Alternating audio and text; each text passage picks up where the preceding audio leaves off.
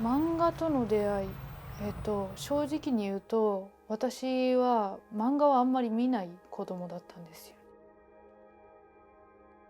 何を見てたかっていうとアニメーションなんですけど、最初にアニメに触れたのはスタジオジブリとあとディズニーだったんですけど、もう物心ついた時からそれをもうビデオを何回も回してこう見てたりしたんですけど、それでその物語って面白いな、アニメーションって面白いなっていう風になりまして、自分でもこういうのをアウトプットしてみたいってなった時に、こう世の中に漫画っていうものがある。で、姉は結構漫画を読んでたので私はあんまり読まない子供だったんですけど、それじゃあちょっと漫画っていうものを使って、自分のこう作りたいものを表現してみようって思って、それで漫画を描き始めたっていうのがきっかけなんですよね。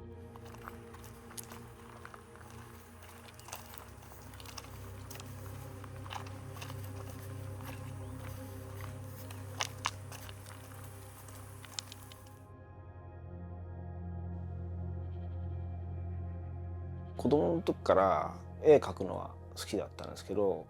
漫画家になろうって本気で考えたことは全くなくて、それでもやっぱ絵は好きだからずっと描いてて、で20歳ぐらいの時から自分のホームページ作って、でホームページに絵を載せたりとかしてたんですね。でそれを28歳か9歳とかそのぐらいの時に漫画家の西野空夫さんっていう人が見つけてくれて、で自分が出す漫画雑誌「描く」っていう同人誌に書かないかって。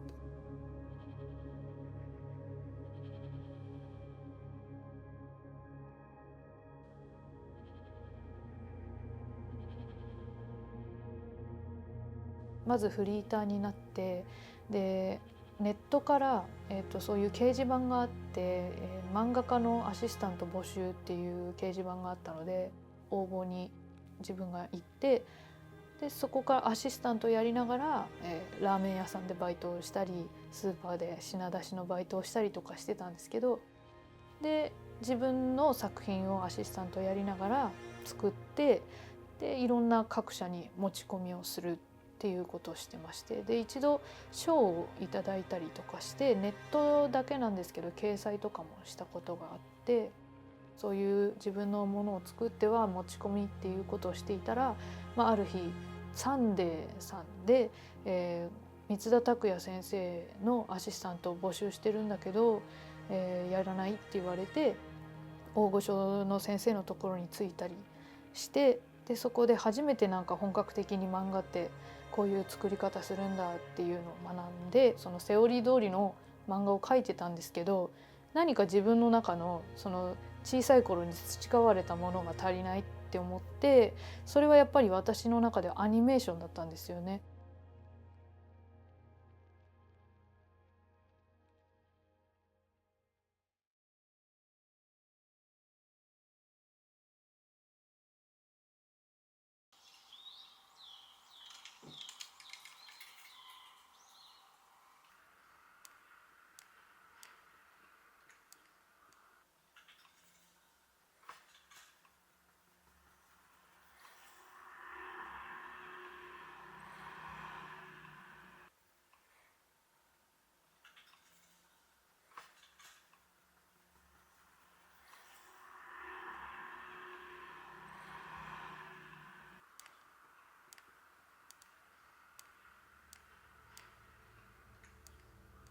漫画なんかちゃんと描いたことなかったんで描けるか分かんなかったんですけど、なんか漫画描いたことないけど自分の中で描くんだったらちゃんと描こうと思って、ナレーションに頼らない漫画描きたいと思ったんですよね。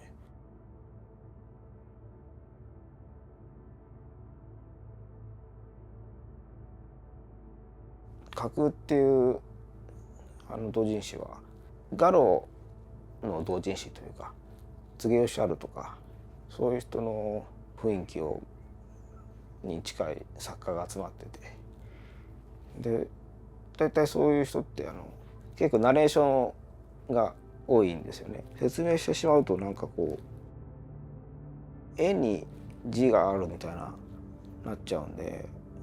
絵でも説明して字でも説明してもあまり意味がないと思ってて、そういう人が多いから、その中でこう目立とうと思ってなるべくこう言葉よりも動きで見せるような漫画を描こうって自分の中で決めて、そういうのってすごい難しいんで描けるかなと思ったんですけど、描いてみたら描けたんで、それで乗った時にすごく褒められまして、で自分はこう漫画描けるなってそこで確信したっていう感じですね。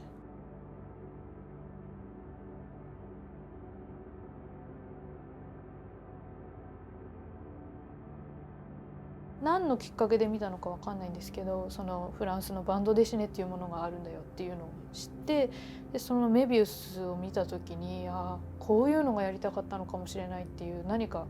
見つかったような感じがして、でその頃はまだそのウェブとかでもそのカラー漫画とかはあんまりないような時だったので、ちょっと本当に受け入れてもらえるか分からなかったんだけど、日本ではまだカラー無理だろうなっていうのは思ってたんですけど、自分で水彩画用紙を切って原稿サイズに切って漫画っぽくこう描いて水彩絵の具で色をつけてみて、でその出来上がった40何ページぐらいの読み切りを各社に持って行ったりしたんですけど、もうことごとく門前払いでカラーはダメっていう感じで、うちは白黒しかやってませんっていうところがもうほとんどだったんですね。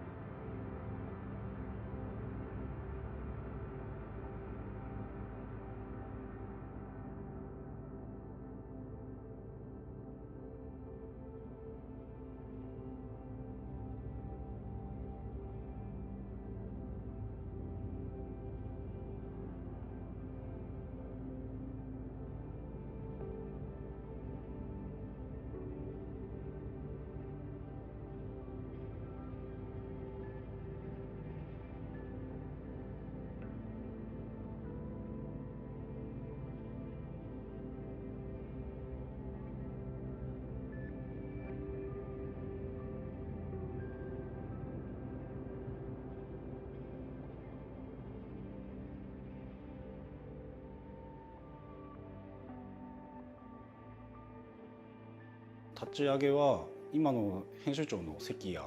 と中村と僕の3人で創刊しました。で経緯というかその動機というかのところはやっぱりその当時はリード社にその時代劇の雑誌しかなくて、でその現代ものの作品ですとかそういった、作品をやる環境がなかったんですけども、で関谷が会社に、企画を出して、そのウェブマガジンとして、現代ものも含めた作品を出せる場を作りたいというところに僕も賛同して一緒に立ち上げたのがトーチの立ち上げの最初のところです。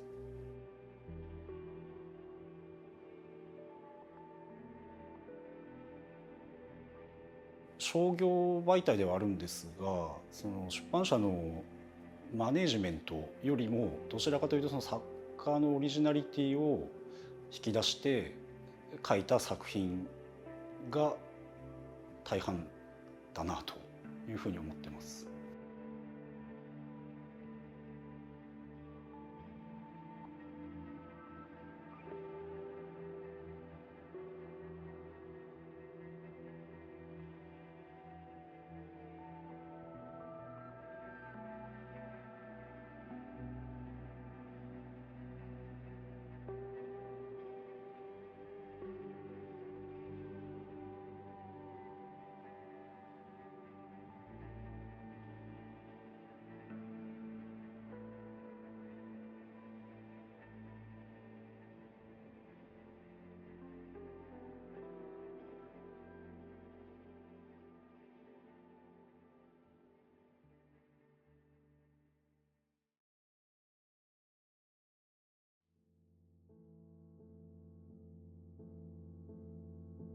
アニメーターになりたいって思ったこともあったんですけど、いやそれはすぐになくなりましたね。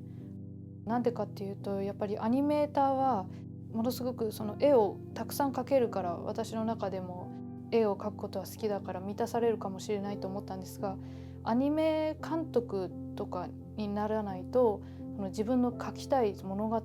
だとかを表現できないっていうのがあるので、私がやりたかったのは絵を描きたいというよりも物語を描きたいっていうことだったんですね。だから漫画家はその点全ての監督になれる。美術監督にも俳優とか女優さんにあたるキャラクターたちの表情だとかを全部自分でコントロールできるので、一番自分がやりたかったことをできるのがその漫画という媒体だったんですよね。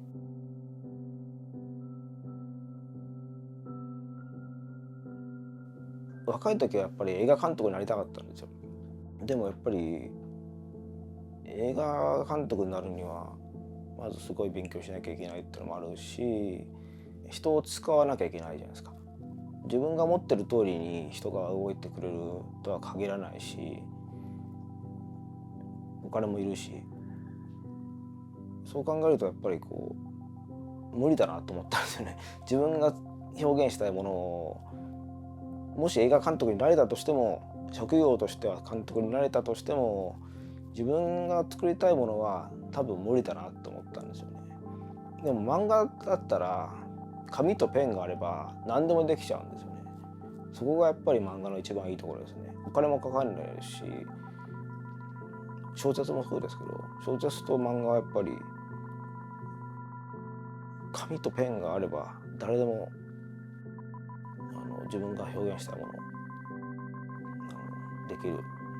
やっぱり漫画の一番いいところだと思いますね。漫画業界の課題といいますか、漫画業界の中にいる僕らが苦労していることは、商品点数が全体ですごい増えてきてるんです。だから、年間で12000点以上の新刊が刊行されると、漫画作品で。だから月に1000タイトルぐらいが書店にドーンってこう送り込まれ続けてる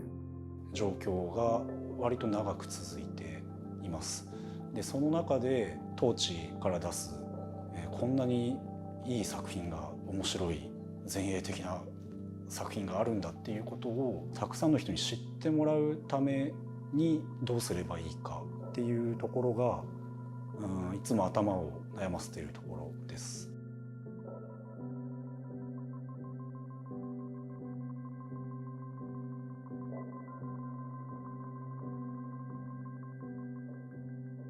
まずはその作品を作る時、自分でなんかこう面白いな、これは絶対発信していきたいなっていうものに巡り合うまで、ちょっと何かをこう書き続けたりとか、絵コンテみたいなの、イメージボードみたいなのを書き続けて、これだっていうものに出会うまでひたすらそういう作業をして、でやっぱり自分の中で書きたいものっていうのは、そのこういうシーンとかこういう絵とかこういう動きっていうのがあるんですけど、それともう一つ別枠で、その今の生きてる人たちに伝えたいこととか、はたまたそうですね、未来の人たち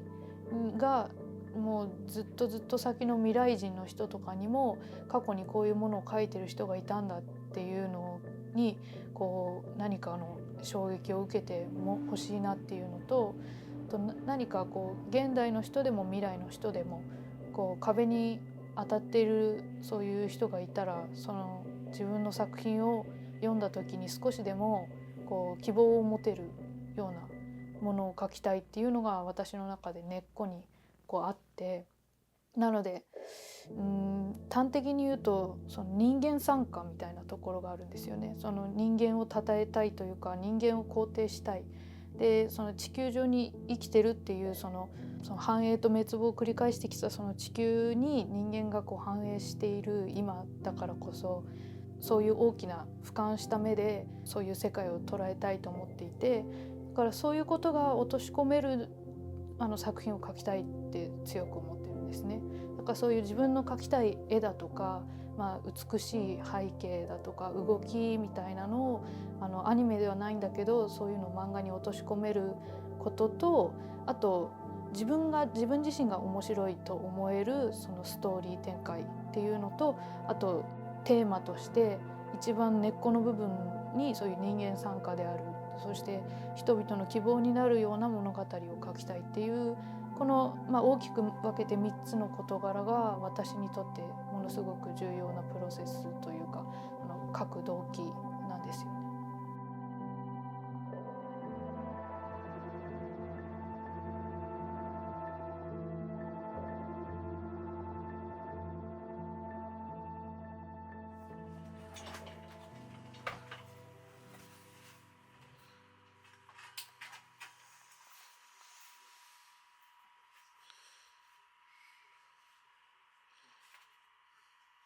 事件に巻き込まれるような話のが好きで、その方がこう話が自然と転がるというか、目標があってそこにっていうんだと、自分の場合はどうしてもそのまっすぐしか書けないんで、もっとシナリオを学んでる人とかだったらそこにこううまく展開をつけられるんでしょうけど、そういう話を作る技術がないんで、とにかくなんか主人公はどういう人かあんまり分かんなくてもよくて、その場所に行ったから何か起こるとか、話の作り方はそういう感じですね。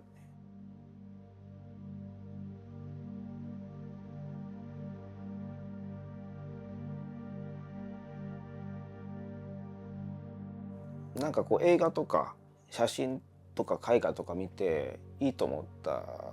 ような構図とか、そういうとこからインスピレーションを得て、まず絵ありきでそこからイメージを膨らませていって、話を作るというより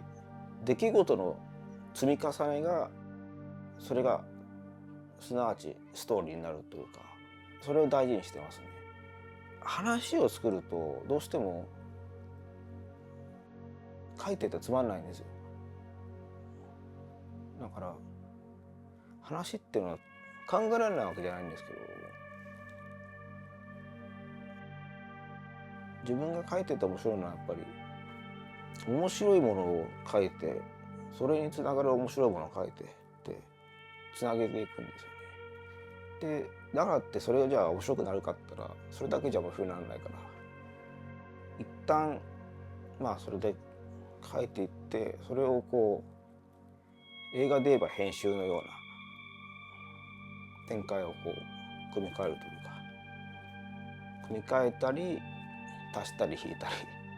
っていうのを毎回やってますね。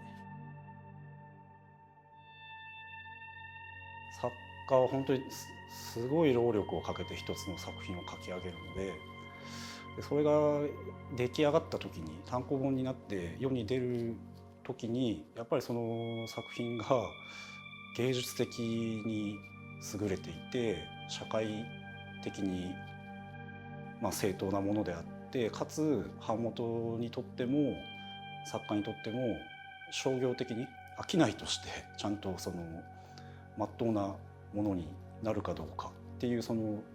3つのところを僕は結構その連載前に見極めようと頑張るというか、作家と一緒に話し合う時にこれは世に出す価値のあるものだっていうところを確認してから連載を立ち上げるようにしてます。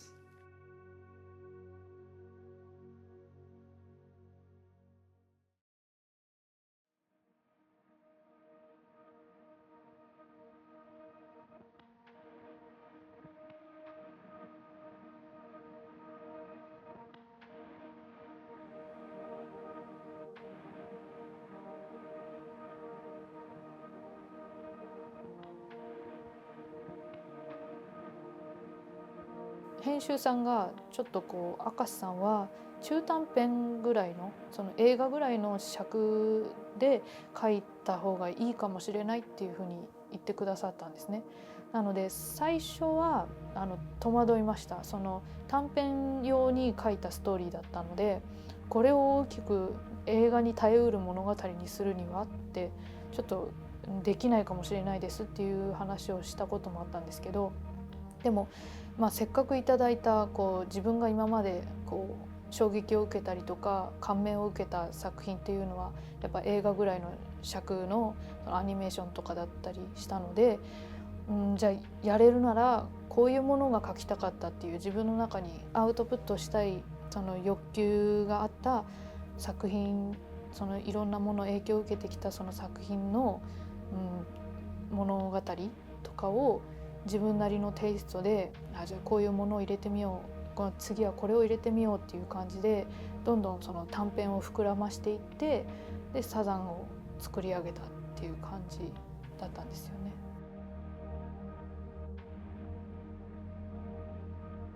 すごい壮大な話を、あれは何ページだったかな、60ページぐらいのもので書いてきていて、だけどその空間の描き方、色彩、大駒でバーンって見せるところとかも素晴らしくて、これはなんかすごいんじゃないかなっていうのがありました。でそこからサザンが始まるまではその2時間映画を作るつもりでやりましょうという話をして、でそのプロットをまず固めてから書きませんかっていう話をしたんですね。でそのプロットっていうのはジョーゼフ・キャンベルとか、日本だとその大塚英治先生ですとかが、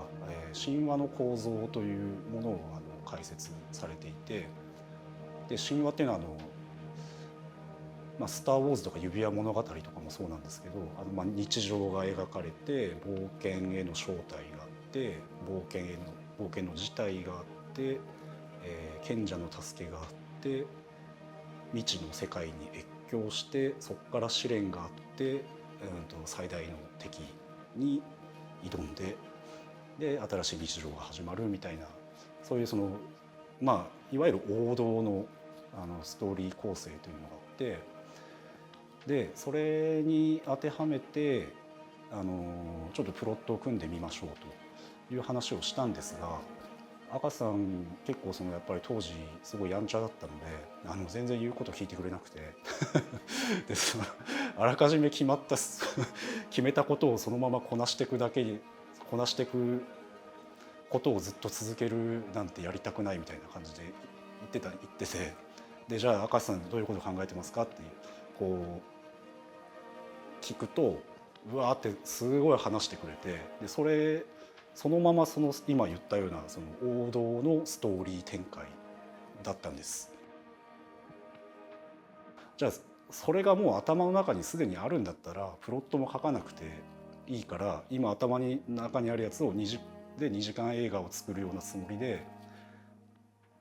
やりましょうという話をして始まったのがサザンと彗星の少女です。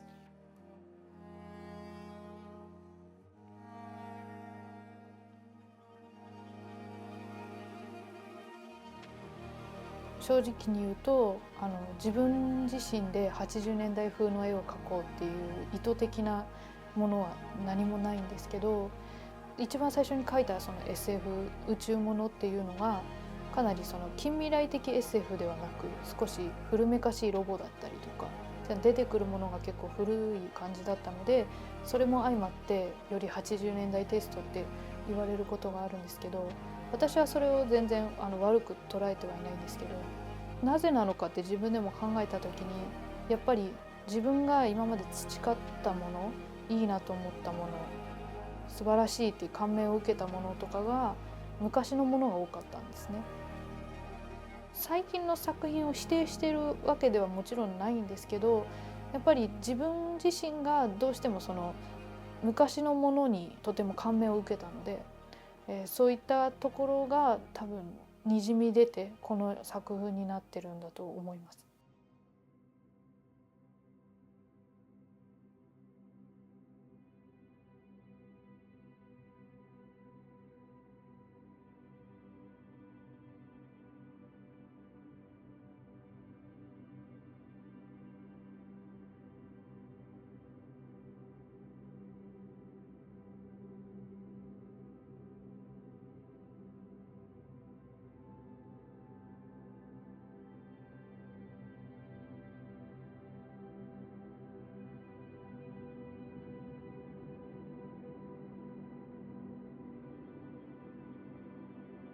2017年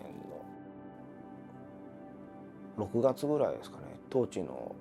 中川さんからツイッターの DM で連絡が来て、それまで全然面識もないのにいきなり連載しませんかって来たんですよ。それで今までそんな漫画ちゃんと書いたことないのに連載なんかできるわけないじゃんって思ったんですけど、とりあえず話でも聞いてみようかと思って高円寺に行ってリード社で話したんですけど、その時に何も持たないで行ってもうまく話できないなと思って、とりあえず落書き程度に書いた漫画を持ってったんですよ。それが一調布のその1話目の原型になるような漫画で、中川さんがそれ見て「これすごくいいですよ」って言ってくれて「これでしましょう」って言われたんで、それでもうそのまま始まったという感じですね。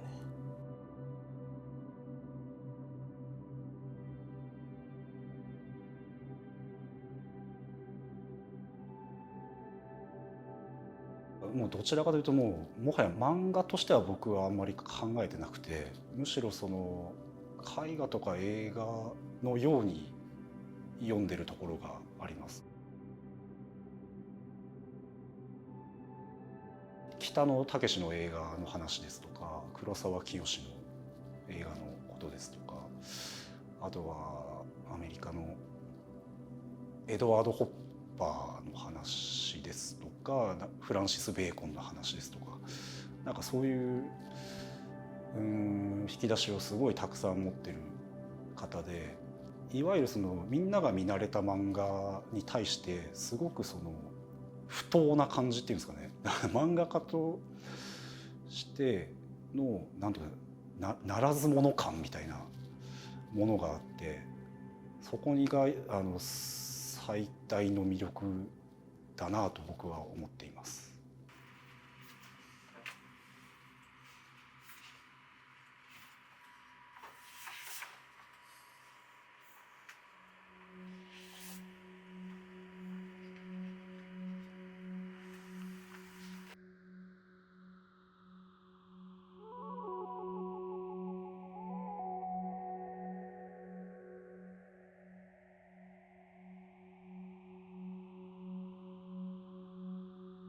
まずその「首都調布」っていうタイトルが浮かんで、その首都調布っていう響きがいいのと、あとその本にした時に首都調布って並んでたらなんか目立つかなと思って、まずこう出版社から依頼があったってことは本になるって前提ですから、まずどういう見た目の本がいいかなっていうのは考えたんですよ。本としてかっこいいものを多分 まず作ろうっていうのがまず先にあって、アメリカの昔の犯罪小説のようなそういう雰囲気にしたいなって思ったんですよね。まず外側があるんですよ。外側がまずあって、それに合った雰囲気というか、今思うとその読んでくれた人がこのなんかちょっと、なんていうかな、ユーモアというか、なんか普通の漫画と違って面白いって思う部分って、自分がそうしようとしたっていうよりも下手だからそうなったっていう部分が多いんですよ。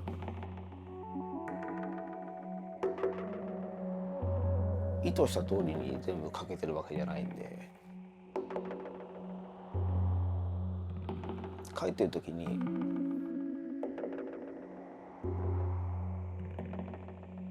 こういう風に書きたいなっていうのは頭にあっても書けなかったりしても、それはそれでいいんじゃないかって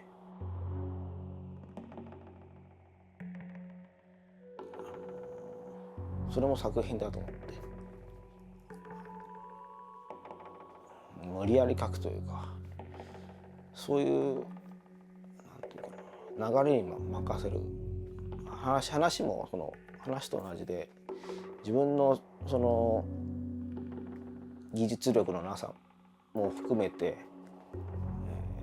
作品作りに生かしていったら、ああいう風になったっていう感じですね。それとあとやっぱりイタリアンホラーが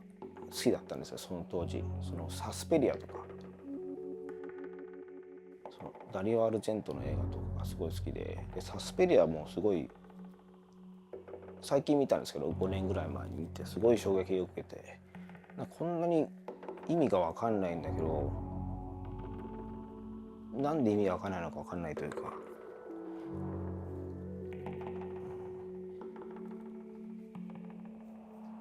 なんかものすごい勢いで話が進んでいって、とにかく衝撃だけをどんどん与え続ける映画って思ったんですね、サスペリア見た時に。でこういう風に作っていいのかって思ったんですよ。なんか一本筋さえあれば、一個一個の出来事が理屈で通ってなくても話になるんだっていう風に思ったんですね、サスペリアを見て。だからサスペリアの影響がすごく大きいかもしれないですね、今思えば。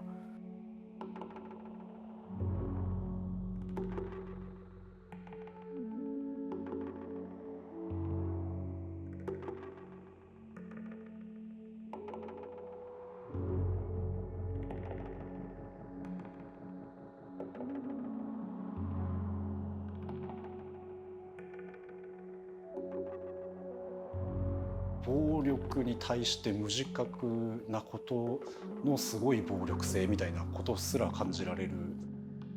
かつそれがどこかユーモアになってるみたいなところがあって、締めっぽいところが、もう一切ないっていう作品だったんですけど、南米寄港になった時にアニータという女性が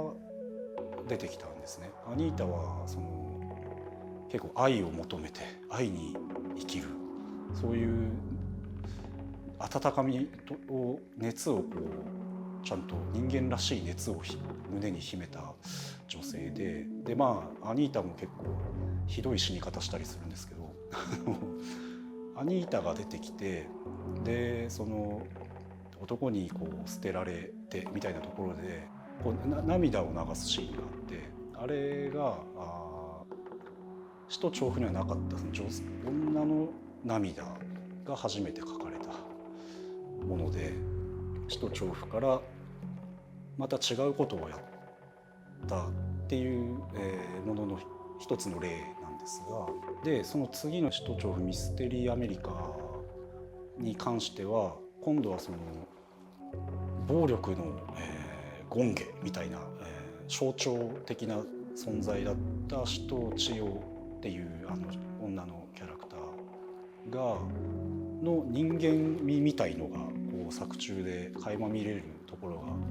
とてもたくさんあって、そういう意味で、使徒調布シリーズは1作目と2作目と3作目でも全然違う漫画になってきてるなというふうに僕は読んでいます。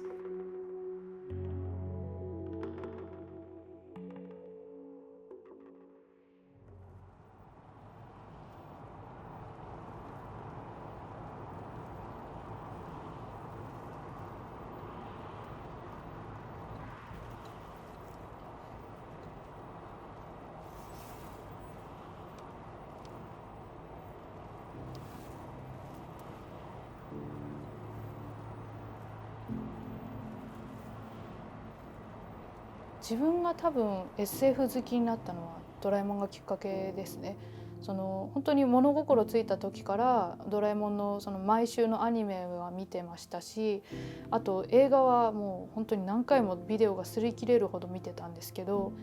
やっぱり藤子 F 不二雄先生が描くその少し不思議な日常を飛び出して子どもたちが違う世界に行ってそしてまた日常に帰るっていうあれが私の中ではものすごく子供ながらに衝撃的でなんか私も多分その藤子先生の影を追っているようないまだにそのドラえもんのイメージみたいなのが私の中に根付いているからこういう SF のものを描いてるんだと思います。大人になってからも結構いろんな作品にこう影響を受けているんですけど「時の支配者」っていう、ルネ・ラル監督のアニメーションを見た時にもものすごくハッとさせられてこういうアニメがあるんだってこういう世界観の SF があるんだってとても興味深くて、そういったところからも影響をものすごく受けましたね。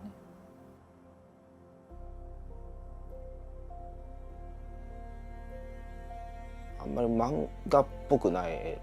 にしたいっていうのがまずあって、かといって昔の映画とかみたいな雰囲気を出したいからといってじゃあアメリカの漫画の絵を真似すればいいかっていうとそれはアメリカの漫画の絵にしかならないんで、それはすごく最初は悩んだんですね。どうやったらそういう昔の70年代ぐらいまでのアメリカの映画の雰囲気出るかなっていうのはすごく悩んでるうちにやっぱ絵画を見て模写するとか、例えばゴッホとかそれこそフランシス・ベーコンもそうだしルチアン・フロイトってフロイトの息子のその人の絵とかすごく真似したりとかしてましたね。絵画ってでもやっぱり基本的に筆で描いてるもんだからペン画には置き換えられないんですけど、その置き換えられないところが不思議とこう絵柄になっていったんですよね。偶然ですけど再現してるというか再現はなってないんですけどやってるんですよね。だからもちろん読んでる人はそんなこと分かんないからなんだろうこの絵って思うかもしれないけど自分の中では絵画みたいな絵をペンで描いてるんです。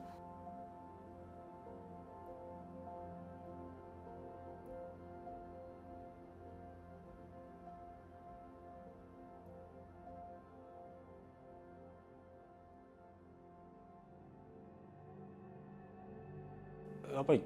共通してるのはその作品に対して自分の作品に対してものすごく誠実だということですね。嘘をつかないところは2人とも同じで、明石さんはやっぱりそのオールカラーであれ本当に手間のかかる作業なんですけど、もうこっちがちょっとびっくりするぐらいもうずっとああいう緻密な素晴らしい作品をずっと描き続ける。でその作品に対するその熱量がこう衰えることないんです。すごく誠実に描いていて、で斉藤さんは斉藤さんで、さっき「ならず者」っていう言葉を使いましたが、ならず者であり続けるってすごい難しいことだと思うんです。やっぱりみんなとこう仲良く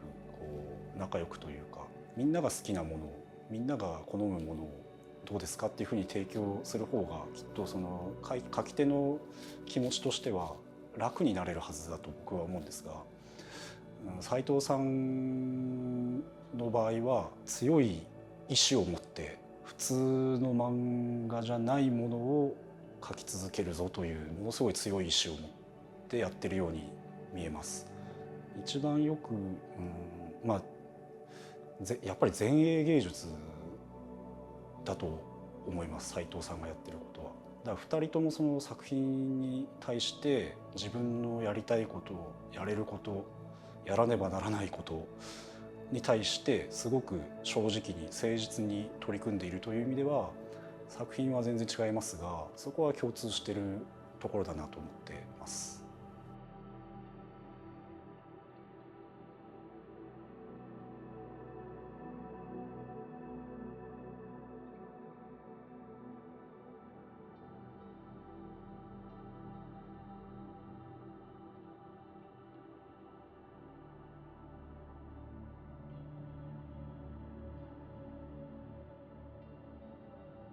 物理的な面で申し上げますと私は多分習慣は無理なんですよね。白黒っていう時点でもうちょっと私は違うかもしれない。それ白黒なんだったら違う作家さんがやった方がいいって思ってしまうんですが、大手さんで週刊連載っていうのはまず私にはちょっと作風というか私のペースでは乗り切れないと思っていて、なのでもし大手さんから週刊連載で白黒でどうですかって言われても、私は当地さんでちょっとずつでもいいからフルカラーでこだわって作り上げた作品を世にゆっくりではありますが配信していきたいって思ってますね。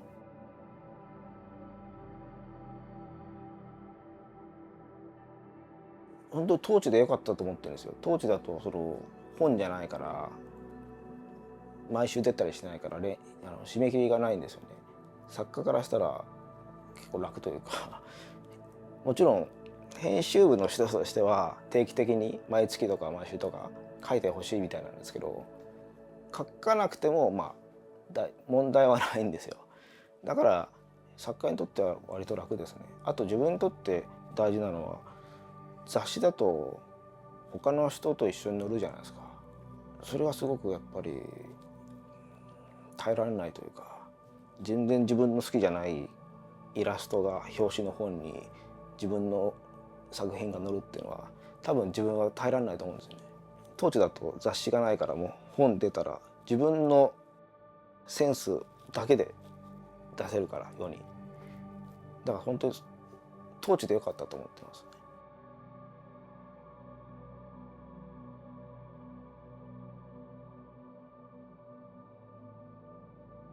ジャンプは本当に別格ですからね。ジャン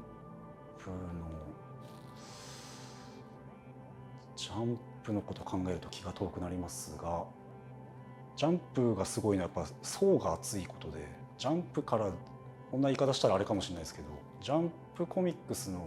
として出れば、書刷り数万部は必ず刷れるみたいなところがあると思うんですが、何か突出した一作品がジャンプの人気作ぐらいの売れ方をするっていうことは当地からもしかしたらあるかもしれませんが、ブランドとしてレーベルとしてのジャンプとかマガジンとか、その大手のやってるレーベルと同じ規模になるのはできるとは思いますが、時間がかかると思います。例えば原作があるものとか書いてみたいんですね。この間ヘミングウェイの短編集読んだらすごい面白くて、ものすごく男らしい内容なんですけど、男らしさと繊細さが同居してて、こういう言い方したらおこがましいですけど、自分の感性とすごく合うって思ったんですね。で自分の絵で描いたら合うんじゃないかなと思って原作もの描いてみたいですね。